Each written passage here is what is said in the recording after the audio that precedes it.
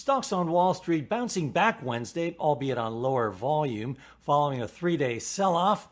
Let's see what's in store. Let's go out to Santa Monica, California, where we're joined by Brett Sifling of Gerber, Kawasaki. Welcome back, Brett. So today's rebound, is this the start of a sustainable bounce back, or is this a dead cat bounce in your view? Well, I mean, we've experienced our first correction, really, at least in the NASDAQ market since March. I wouldn't necessarily count this rally to be over quite yet, since there is such great momentum behind U.S. equities, but we are very conservatively positioned at this point.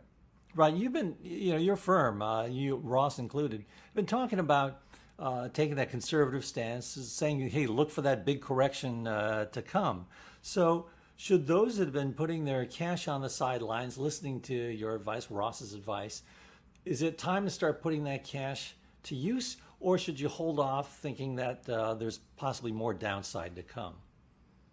Great question. And we have seen a rotation really out of these high growth names, really the digital economy names that have performed so well throughout the last 6 months, and really into more of the physical economy names, or the reopening trade as we're calling it. And so we are starting to put some cash to work in those positions, and it's adding a lot of diversification to the portfolios as well. Now, when you're talking about the physical economy, specifically, what are you talking about? Rotation you referred to earlier. We have seen a lot of people go from the big cap momentum tech stocks over to value stocks or cyclicals. What do you have in mind? What have you been putting your money into?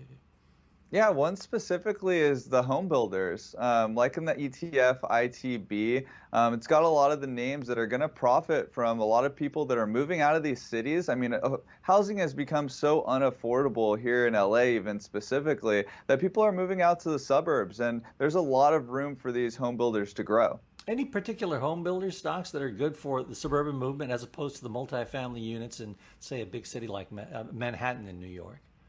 Yeah, Home Depot is one that comes to mind, as well as Sherman-Williams. Two easy picks, one that people can do themselves, and obviously people got to put paint on the walls as well. Both are really high quality names. So homes as opposed to home builders? Both as well. All right, because I was looking at some of those PEs. You got places like DR Horton trading at around 12 times earnings, and Pulte and KVH trading around 11 times earnings, which are pretty low in this environment. Yeah, certainly, and we've seen a multiple expansion across a lot of the industries. Some are well deserved. I mean, with the Fed that's committed to keeping rates so low, it's really pushed people into stocks and basically made these multiples go higher. Are you worried about the bullions, or what could be perceived as bullions in the stock market, when they shrug aside news such as AstraZeneca's today about putting a pause on its trials? I mean, the part of the momentum of this market had been on the hopes of a new vaccine. Certainly, and there are three main drug makers that have these phase 3 trials underway. AstraZeneca was just one, and if you did read into that study, they said it was a slight pause. It's fairly normal with large clinical trials to have a pause like this, so it wasn't necessarily too worrying other than just the headline. All right, thanks a lot, Brett, for sharing your views with us. All right, thanks to Brett Sifling of Gerber Kawasaki. I'm Fred Katayama in New York. This is Reuters.